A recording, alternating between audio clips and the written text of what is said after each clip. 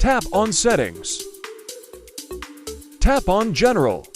Tap on Software Update. Automatic Updates. Tap on Update now.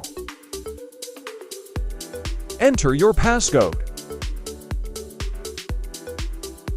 Software update started. Wait for a few moments, as it will take time to download and install the updates.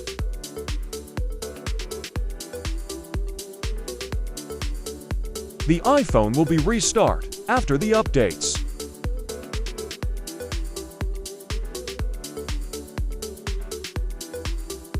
You will get notifications after the restart.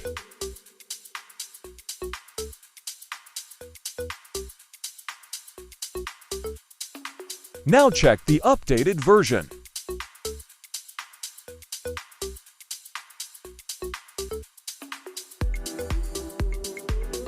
Wow, it's updated. Thanks to watching the tutorial.